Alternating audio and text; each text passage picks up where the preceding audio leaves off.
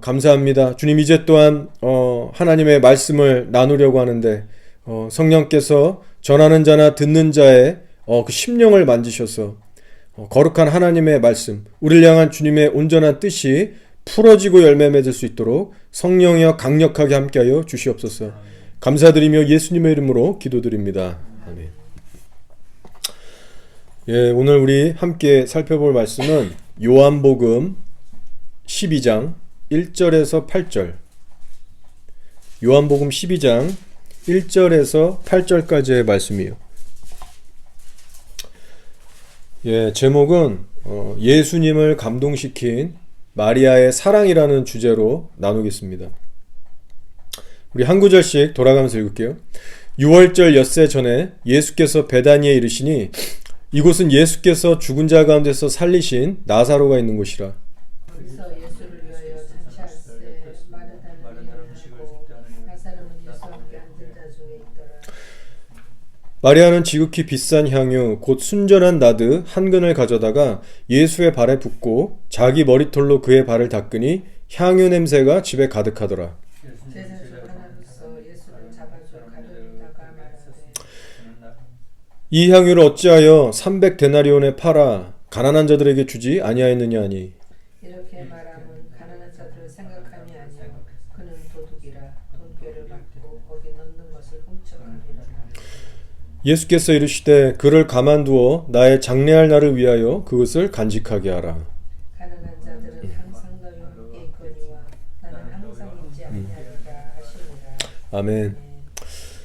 네, 성경에는 믿음의 여인들이 많이 나옵니다. 예수님의 공생의 시절부터 시작해서 초대교회 그 시대 때 우리가 정말 이렇게 그 이름들은 다 모르지만 정말 성숙한 믿음의 여인들이 정말 많았어요.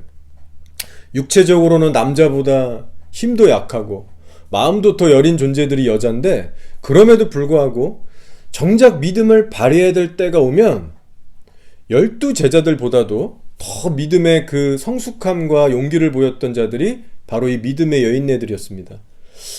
예수님께서 십자가에 매달리셔서 고통을 받으실 때에도 멀리서나마 이걸 바라보고 애통하고 함께했던 자들, 끝까지 함께했던 자들이 바로 여자들이었어요. 심지어는 예수님께서 죽으시고 무덤에 이제 묻히실 때도 어느 무덤에 묻히셨나, 그리고 또 제대로 묻히셨나, 이것을 끝까지 따라가서 확인하고 눈도장 찍고 집에 간 자들도 남자들이 아니었고 여자들이었습니다. 자, 남자 제자들은, 사도들은 이렇게까지 하지 못했어요. 그리고 여인들은 또 무엇을 했냐? 안식일은 지켜야 하기 때문에 안식일은 지켰어요. 그리고 안식일 이튿날 향유와 향품을 준비해서 무덤을 찾아가기까지 합니다.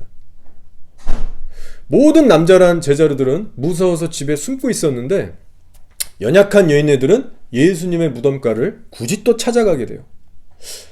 그만큼 예수님을 사랑하는 마음이 남달랐고 깊었다는 것입니다. 자, 한 가지 재밌는 사실이 있어요. 이런 믿음의 여인네들 중에는 마리아라는 이름을 가진 자들이 아주 많았다는 겁니다. 그만큼 그때 당시 이 마리아라는 이름은 흔한 이름이었어요. 너도 나도 쓰는 이름이었습니다. 그래서 우리들이 성경을 볼 때 이 마리아는 어떤 마리아인가 우리가 헷갈리게 되는 거예요. 자, 그래서 잠시 이 성경에는 어떤 마리아들이 나오나 간략하게 정리를 해볼게요. 먼저는 7 귀신에게 정말 해방된 막달라 마리아가 있습니다. 막달라 지역에 사는 마리아라고 해서 막달라 마리아라고 하죠. 그리고 이 사람은 예수님의 부활을 처음으로 목격한 자입니다. 그리고 또 누가 있냐면 마가의 다락방을 내어드렸던 마가의 어머니도 마리아였어요. 아주 신앙이 좋은 분이었습니다. 또 글로바의 아내 마리아가 있고 또 예수님의 어머니도 마리아였고 그리고 베다니에 사는 나사로 동생도 마리아였어요. 자, 이렇게만 해도 벌써 5명입니다. 이 외에도 좀 더 있었어요. 그리고 이들 모두의 공통점은 예수님을 진실하게 사랑했던 믿음의 용사들이었다라는 겁니다. 자, 오늘은 특별히 이 믿음의 여인네들 중에서도 향유컵을 깨서 예수님에게 부었던 이 베다니 마리아라는 사람에 대해서 우리가 나눌 거예요. 먼저 오늘 말씀의 배경에 대해서 잠시 설명할 필요가 있습니다. 자, 사복음서를 보시면 네 군데 모두에서 이 향유옥합을 깬 사건이 나옵니다. 자, 예를 들어서 누가복음 7장에도 향유옥합을 깬 한 여인이 나와요. 자, 그런데 우리가 알아야 할 것은 이 여인은 베다니 마리아가 아니라는 사실입니다. 많은 사람들이 막달라 마리아라고 이 사람을 추측하기도 하는데 사실은 그렇지 않아요. 정확한 증거가 없습니다. 여러분, 막달라 마리아라는 사람은 7귀신에게 시달렸다가 해방된 사람이라고 표현하지, 그 삶이 인생에 음란하고 부도덕하고 더러웠다, 이런 증거는 성경에서 찾아볼 수가 없습니다. 자, 그래서 누가복음 7장에서는 정확히 이 여자가 누군지 이름을 얘기하지 않고 있고요. 그저 한 여인이라고만 기록하고 있을 뿐이에요. 그러나 성경이 분명히 알리고 있는 바는 누가복음 7장의 향유 사건은 그 일어났던 장소와 시간대가 오늘 우리가 읽은 요한복음 12장의 말씀과는 전혀 다르다는 겁니다. 오늘 우리가 본 요한복음 12장의 사건은 시기적으로 언제 일어난 일이냐면 예수님께서 돌아가셨던 6월절 6일 전에 일어난 사건이에요. 오늘 말씀에 나옵니다. 그리고 이 사건이 일어난 장소도 베다니에 사는 나사로의 집에서 생긴 일이에요. 자, 나사로는 마르다와 마리아의 오빠죠. 즉 마리아, 베다니 마리아의 집에서 일어난 사건입니다. 자, 그러나 누가복음 7장의 사건은 언제 일어난 사건이냐? 그 말씀이 증거하고 있어요. 바로 예수님의 공생의 사역 초기 때 일어난 사건이고, 장소도 어디냐면 베다니 마리아의 집이 아니라 어느 한 바리새인의 집에서 일어난 사건이라고 기록하고 있어요. 이렇게 시간의 때와 지리적 위치가 다른 사건입니다. 따라서 누가복음 7장과 요한복음 12장에 나오는 향유 사건은 시간과 장소, 사람이 다르다는 사실을 여러분이 앞으로 참고하시면 좋을 것 같아요. 자, 그래서 이 부분은 이렇게 확실하게 되는데 문제가 되는 게 있어요. 이 향유를 부은 사건이 마태복음, 마가복음에도 나오거든요.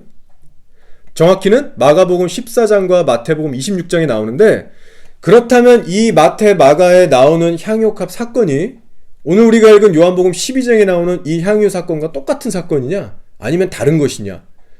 이 좀 헷갈리는 문제가 있어요. 왜냐하면 그만한 이유가 있습니다.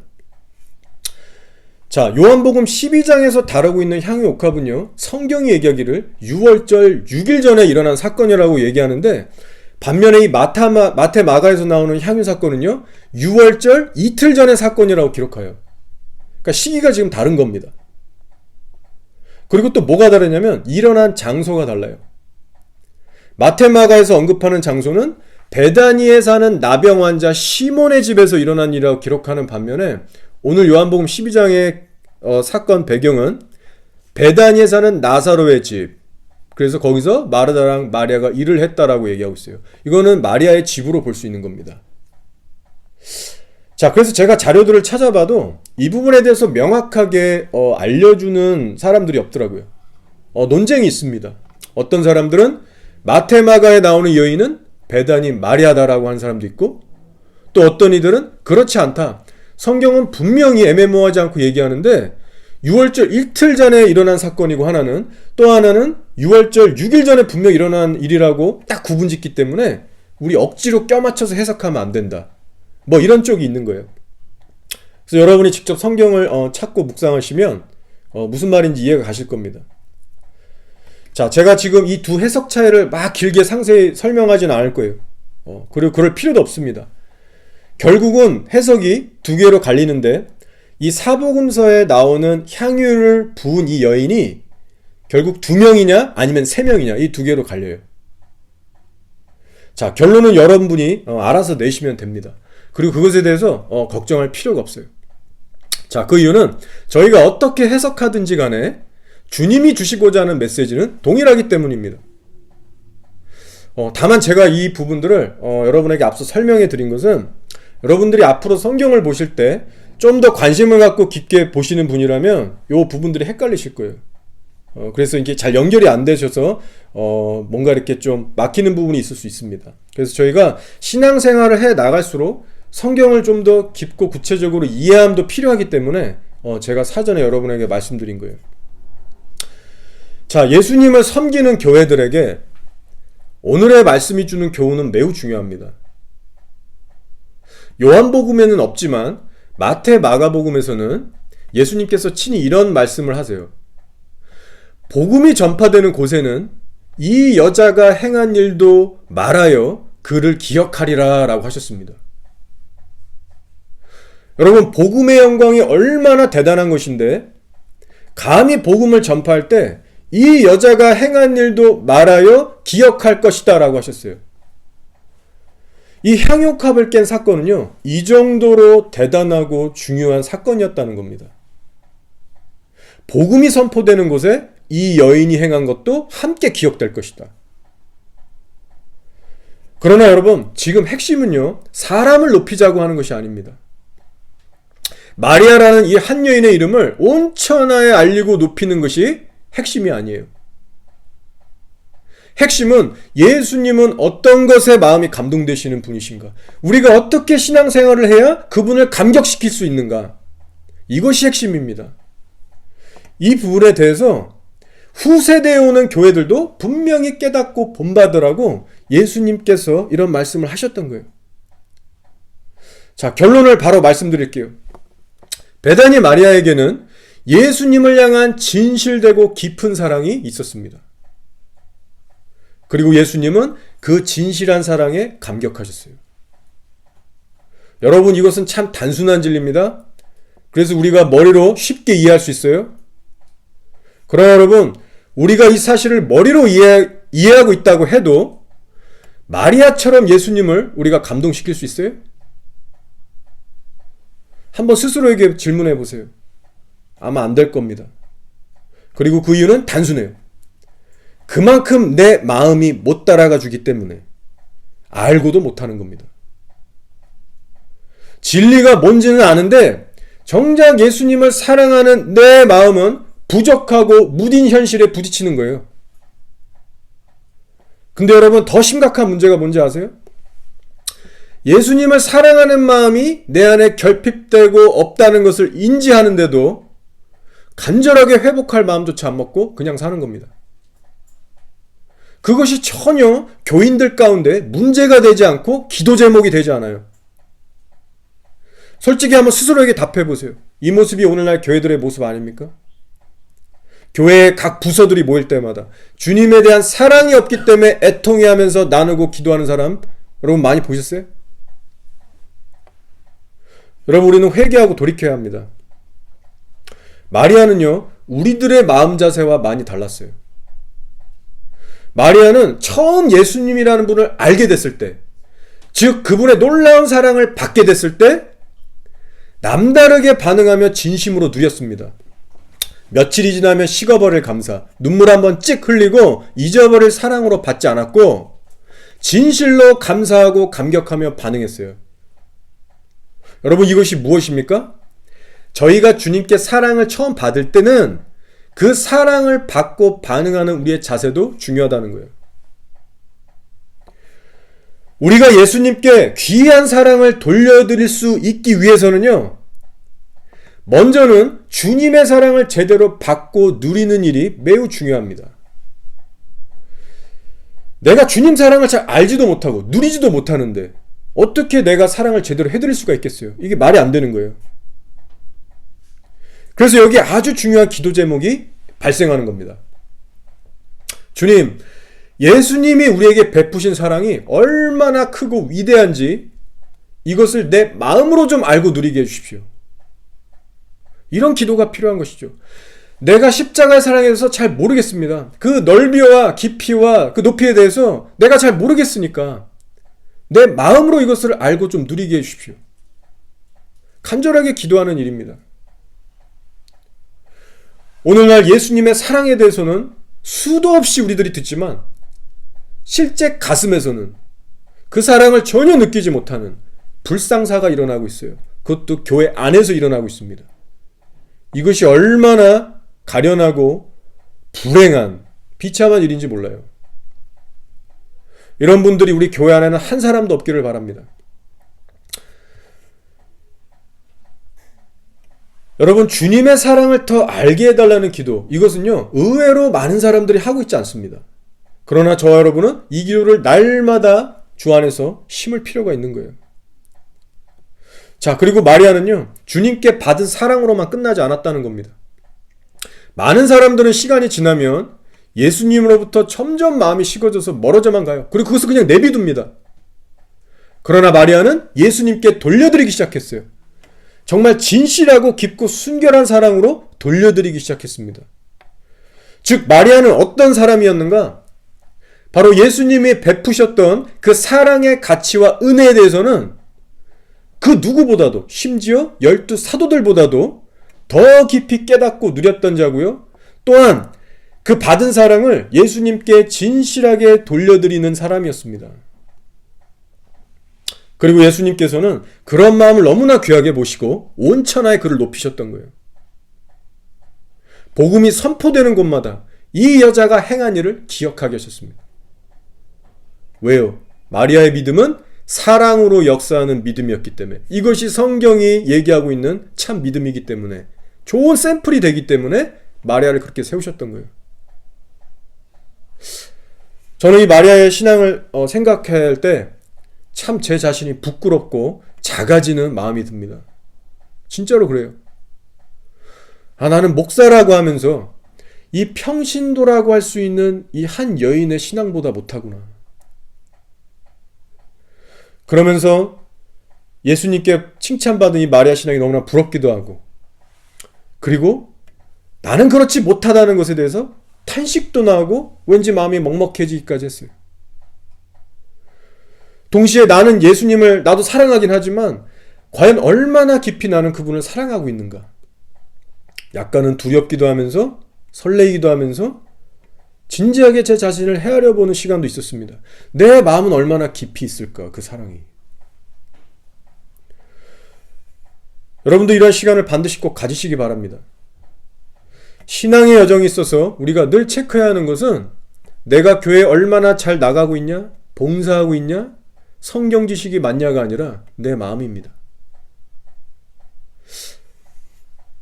제가 이렇게 마리아의 신앙을 묵상하면서 기도하고 있는데 한편으로 제 마음에 어떤 마음이 들었냐면요, 성령님의 기뻐하심을 제가 감동으로 느끼게 됐어요. 이게 무슨 말이냐면, 주님을 더 사랑하게 해달라는 이런 기도, 나의 마음을 살펴보는 이런 묵상에 대해서 성령님이 아주 기뻐하고 계신다는 감동을 제가 받게 된 거예요. 제 마음에 성령이 주시는 잔잔한 기쁨과 행복감이 있었습니다. 그러면서 깨닫게 된 것은, 성령께서 정말 이러한 기도와 마음의 묵상을 연락하시는구나.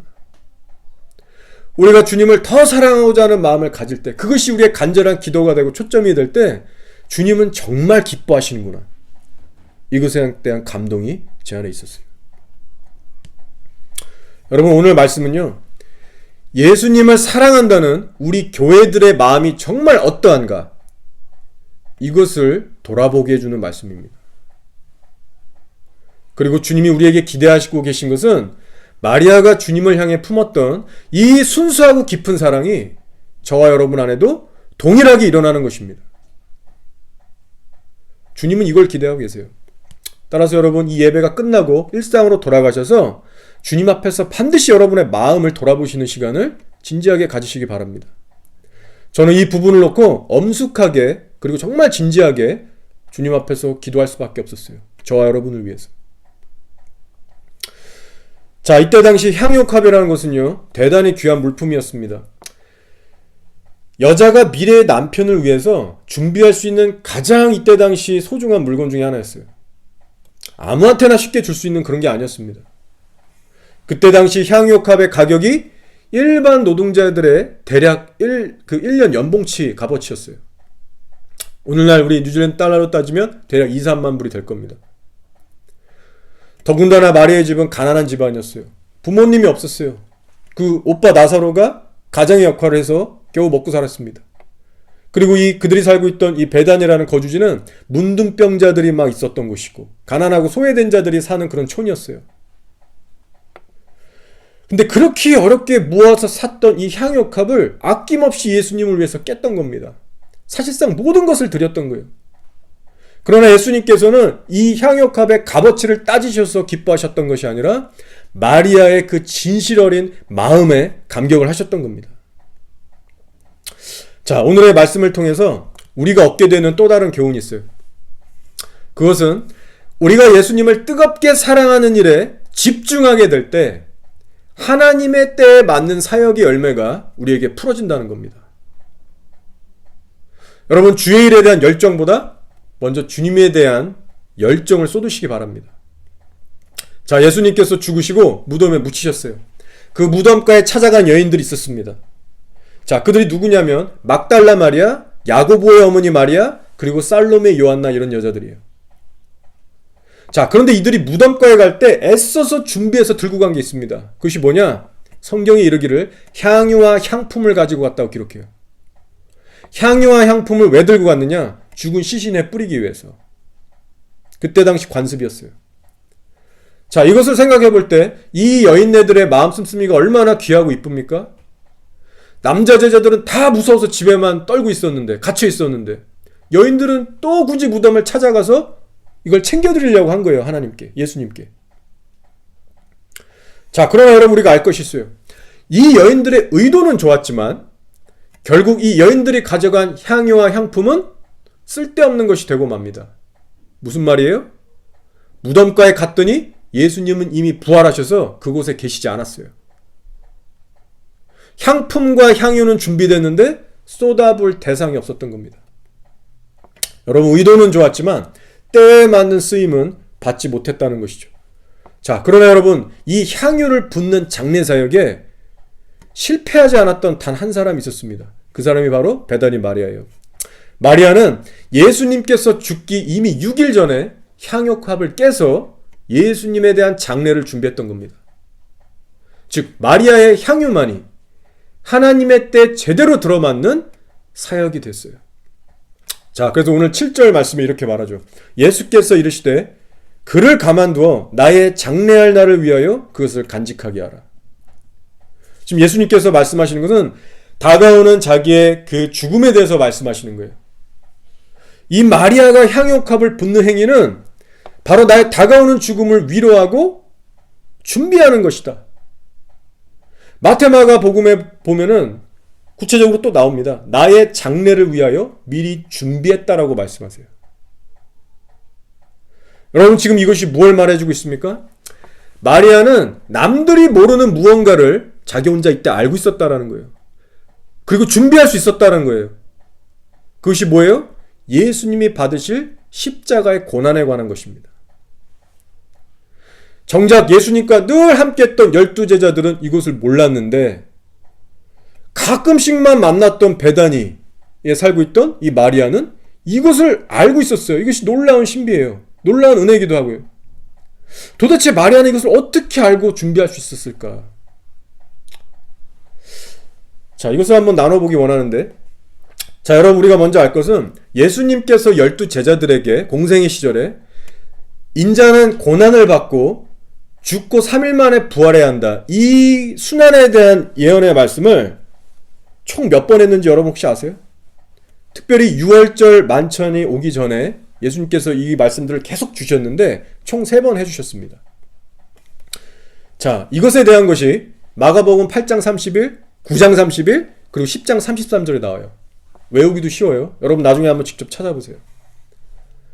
자, 예수님께서 최소한 제자들에게만큼은 이 십자가의 고난과 부활에 대해서 돌려 말하지 않으시고 다른 사람을 통해서 간접적으로 하지 않으시고 직접 대면해서 말씀해 주셨습니다.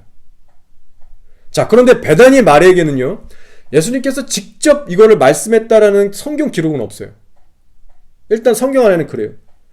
그래서 아마 추측하건대 이 12제자들을 통해서 전해 들었거나 아니면 예수님이 베다니 마을에 교제하러 가실 때 그 집에서 이렇게 교제하다가 직접 들었거나 아마 그 둘 중에 하나일 겁니다. 자, 근데 제자들에게는 확실하게 몇 번이나 직접 알려주셨다는 거죠. 자, 그러나 여러분, 여기에 참 안타까운 내용이 같이 나오는데 예수님께서 3번에 걸쳐서 인자가 고난받고 죽고 부활해야 한다, 이것을 제자들에게 말씀해 주실 때마다 이 12제자들의 반응이 여러분 항상 어땠는지 아세요? 이 순환의 예언의 말씀을 주신 그 다음 성경 구절들을 찾아보시면 여러분 공통점이 나옵니다. 제가 한번 요약해서 간단하게 말씀드릴게요. 제자들의 첫 번째 반응은 여러분도 기억하시는 잘 아는 내용이에요. 예수께서 내가 고난받고 이제 부활해야 한다라고 말씀하시니까 베드로가 가서 꾸짖고 말리죠. 주님 이러시면 안 됩니다. 그때 예수님께서 사탄아 물러가라. 네가 하나님의 일을 생각하지 않고 사람의 일을 생각한다. 혼쭐을 내셨습니다. 여러분 이것이 무엇입니까? 제자들은 아직까지 육적인 기준이 강했다는 겁니다. 다른 말로 표현하면 그만큼 자아가 깨지지 않은 상태였고 자신들이 바라고 있던 메시아상이 따로 있었던 거예요. 자, 시간이 좀 더 흘러요. 예수님께서 두 번째로 순환에 대해서 말씀하십니다. 내가 죽고 부활해야 한다. 그랬더니 제자들의 반응이 어땠어요? 이 의미에 대해서 진지하게 묻거나 따지지도 않고 고민하지도 않습니다. 그리고는 싹 까먹고 길을 걸어가는데 뭐에 대해서 싸우냐면 지들 가운데 누가 더 크냐 서열 싸움을 해요. 경쟁하는 싸움을 합니다. 여러분 이게 뭐예요? 아직도 육의 본성대로 반응하고 있다는 겁니다. 여러분 기억하세요. 지금 빛에 계시는 예수 그리스도로부터 계속 오는 겁니다. 제자들에게. 근데 육으로 제자들이 반응하고 있기 때문에 이것을 못 깨닫는 거예요. 그리고 깨달으려고 하지도 않고요. 자, 그래서 그때 예수님께서 집에 곧 도착하셔서 물어봐요. 너네 아까 길거리에서 무슨 얘기했냐? 다 하시고 물어보는 겁니다. 그랬더니 분위기가 싸해져서 제자들이 혼날까봐 잠잠해서 아무도 말 못했어요. 그때 예수님께서 말씀하신 게 누구든지 으뜸이 되려면 낮아져서 어린애와 같은 자를 섬겨야 된다. 낮아져야 된다. 즉 너희의 자아가 깨져야 된다. 육적인 것을 너희는 부셔야 한다. 이 메시지를 또 주신 겁니다. 자, 세 번째도 마찬가지예요. 예수님께서 내가 이제 고난받고 죽어야 돼. 이 말씀을 하시는데 갑자기 야고보와 요한이 나와서 주여 주님이 영광 중에 오실 때 우리 좌우편에 하나씩 앉혀주십시오. 동문서답을 해요. 그래서 이 얘기를 들었던 제자들이 우르르 와서 화내면서 네가 어떻게 그럴 수 있냐. 또 서열 싸움합니다. 여러분 지금 이 사건들의 공통점이 보이시죠? 심지어는 이 사건 후에 최후의 만찬 때도 누가 크냐 싸웁니다. 여러분 이것이 지금 무엇을 말해주고 있습니까? 바로 육신의 본성과 가치관이 깨지지 않은 사람에게는 예수님으로부터 직접 계시가 계속 와도 이것을 깨닫지 못하고 튕겨져 나갈 수 있다는 거예요. 얼마든지 이런 일이 발생한다는 겁니다. 그래서 영의 일은 오직 영으로만 분별이 된다고 서신서에 나와 있는 거예요. 자, 그래서 이런 일은요, 예수 그리스도의 전적인 책임이 아니라 제자들 쪽에서도 반드시 회개하고 고쳐나갈 부분이 있었다라는 거예요. 자, 그래서 제자들의 이런 상태에 대해서 성경에 이렇게 기록되어 있습니다. 인자가 받아야 할 고난에 관한 이 말씀에 대해서 제자들은 묻기도 두려워하고 근심하였더라. 이게 뭐예요? 별로 알고 싶지도 않았어요. 왜냐? 자기들이 기대했던 메시아 샹이 아니거든요. 그리고 누가복음에서는 말하기를 다가올 고난에 대해서 제자들이 하나도 깨닫지 못하였으니 그 말씀이 감추였으므로 그들이 그 이르신 바를 알지 못했더라라고 기록하고 있어요.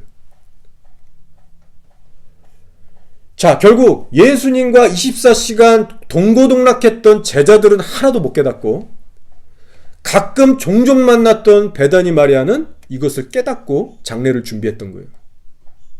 놀랍게 고난의 비밀을 마리아는 깨닫게 됩니다. 자, 그럼 여기서 제가 질문 하나 하고 넘어갈게요. 지금 예수님이 차별하시는 겁니까, 사람을? 마리아는 편애하셔서 깨닫게 하시고 제자들의 영안을 일부러 감기게 하신 거예요? 대답은 아닙니다. 여러분 기억하세요. 사람의 영안이 열리고 닫히는 문제는요, 하나님께 전적인 책임이 있는 게 아니에요. 즉 하나님께서 주권을 막 맘대로 휘두르셔서 그 사람이 일부러 처음부터 못 깨닫게 하시는, 그래서 망하게 하시는 그런 악한 하나님이 아닙니다. 자, 그러나 어떤 이들은 이렇게 핑계댈 수 있어요. 주님이 내 눈을 막았기 때문에 일부러 이 말씀을 내가 못 깨닫게 내 눈을 감겨버리게 하셨는데 그래서 내가 못 깨달은 거 아니냐. 내가 어떻게 이 말씀을 깨달을 수 있겠어. 이거 다 주님 탓이야. 이런 식으로 항상 주님께만 전적인 책임을 전가하는 자들이 있다라는 겁니다. 그러나 이것은 지극히 왜곡된 거예요. 여러분, 사람이 하나님의 말씀을 마음으로 받아서 깨닫고 지키는 일은요, 그 말씀을 대하는 사람 쪽에서도 분명한 책임이 있습니다. 구체적인 예로 하나님께서 출애굽 2세대를 이제 모압 땅에 모으시고 가나안 땅에 입성하기 전에 하신 말씀이 있어요. 자, 뭐라고 하셨냐면, 너희가 이집트를 통해서 여기까지 오기까지 큰 기사와 기적, 시험들을 봤다. 내가 너희를 위해서 베푸는 그 놀라운 기적들을 봤다는 거예요, 너희가. 그러나 내가 여전히 아직까지 너희에게 주지 않은 것이 있는데 그것이 뭔지 아느냐? 자, 신명기 29장 4절이에요. 그러나 깨닫는 마음과 보는 눈과 듣는 귀는 오늘 여호와께서 너희에게 주지 아니하셨느니라 라는 말씀이 있습니다. 여러분, 우리가 여기서 오해하지 말아야 할 것은 하나님께서 일부러 처음부터 이 이스라엘 백성들의 눈과 귀와 마음을 닫아버린 게 아니라는 거예요. 하나님께서는 분명히 이집트에서 나오기 이전부터 주님의 존재와 권능을 여러 차례 나타내셨습니다. 그리고 나와서도 말씀에 대해서는 이 모세라는 사람을 통해서 상세하고 구체적으로 가르치셔 주셨어요. 때론 경고도 하시고 징계도 하시면서 참고 이끄셨습니다. 주님이 얼마나 분노를 참으시면서 이 악한 세대 하면서 이들을 또한 용서하시고 이끌고 가셨어요? 제자들에게도 마찬가지예요. 이 악하고 패악한 세대야, 왜 이렇게 믿음이 없느냐? 언제까지 내가 너희들을 향해 참아야겠느냐? 제자들도 많이 혼났어요, 똑같이. 주님께서 지금 이 출애굽 백성들에게 일부러 애초부터 이 말씀을 못 깨닫게 눈을 가리신 게 아니라는 거예요. 그럴 행패 부릴 뿐이 아닙니다. 주님께서 일부러 가리시고 답답해서 화내고 죽이시는 그런 분이 아니잖아요. 자, 그래서 문제는 하나님이 아니라 이스라엘 쪽이었다는 겁니다. 계시가 시내산에서 모세를 통해 구체적으로 내려왔어요. 그러나 이스라엘이 어떻게 반응했냐면 틈만 나면 육적으로 반응했습니다. 말씀의 기준이 자기한테 올 때 자기의 육신을 깨고 거기에 내가 굴복해서 이걸 알아가고 부딪히는 게 아니라 자기의 육신의 본성에 이끌려서 반응했어요. 그래서 성경에 말하기를 저들은 내 길을 끝까지 몰랐다. 마음이 미혹됐다. 그렇게 말씀하시고 이사야서에서는 이들은 성령을 근심케 했다. 시편에서는 뭐라고요? 이들은 내 백성인데 내 백성이 정말 아닌 것처럼 나를 분노케 했다. 그렇게 얘기하시는 거예요. 그래서 이스라엘 백성들의 마음은 육적으로 계속 반응했기 때문에 자연스레 마음이 완악해져 갔습니다. 그 결과 자연스레 영적인 눈과 마음과 귀가 가려지기 시작했던 거예요. 주님 편에서 일부러 감긴 게 아닙니다. 그래서 하나님은 이들을 사랑하시기 때문에 그래도 해도 안 되는 이들을 품고 용서하셔서 그냥 인도하셨던 것 뿐이에요.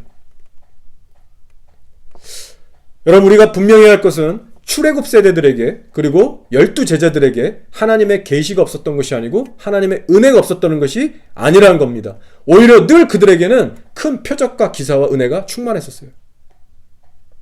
그러나 자기 본성대로 고집하며 사는 자들에게는 있는 것마저 다 흐려주고 빼앗기게 된다는 영적 원리입니다. 자, 그러나 여러분, 오늘 말씀에 나오는 이 베다니 마리아, 이 여자는 달랐던 거예요. 12제자들에 비하면 예수님과 상대적으로 더 적은 시간을 함께 했어요. 그러나 마리아의 달랐던 점은 예수 그리스도를 바라보고 섬길 때 예수님을 있는 그대로의 예수님으로 받아들였다는 겁니다. 여러분, 이것은 영의 눈이 띄어진 사람만이 할 수 있어요.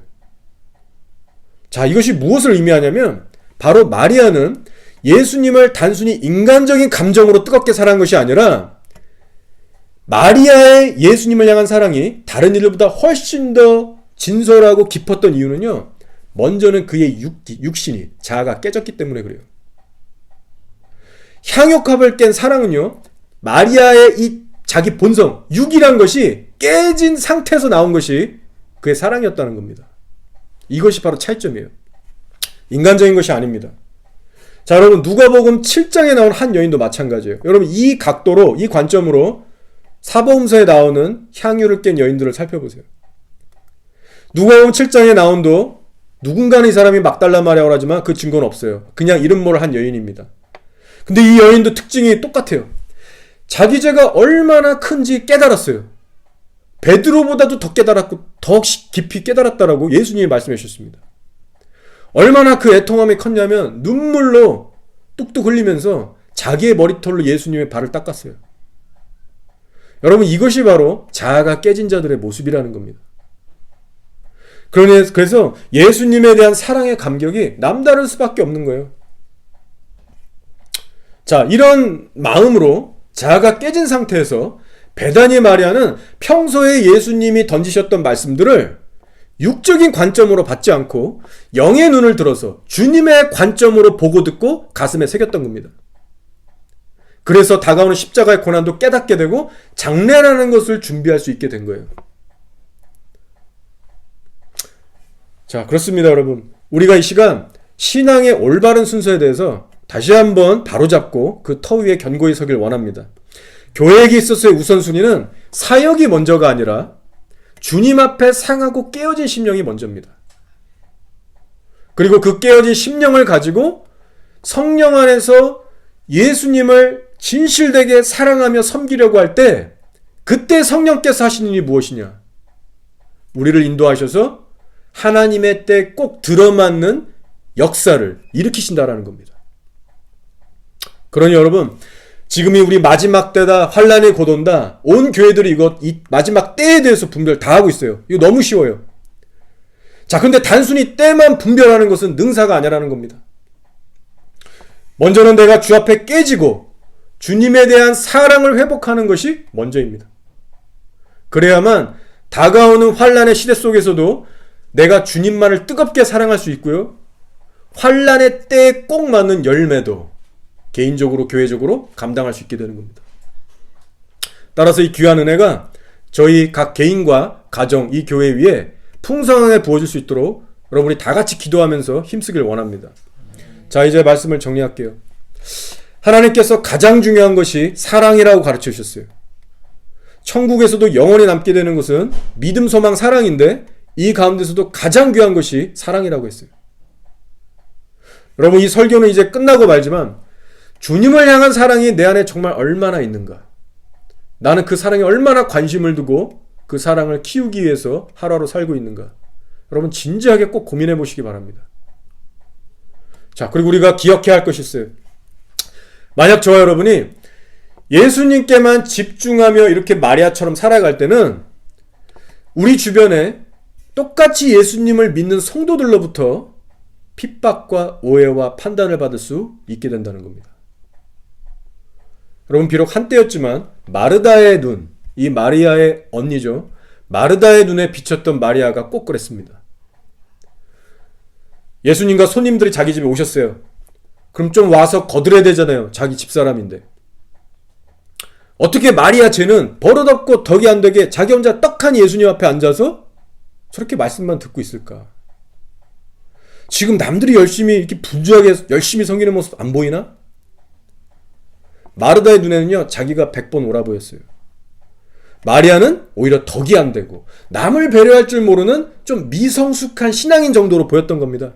그래서 가서 따졌어요, 예수님한테 옳고 그름을. 그랬더니 어떤 일이 일어났어요? 반전이 일어났죠. 예수님은 오히려 마르다에게 권고의 말을 주시고 마리아는 칭찬하셨습니다.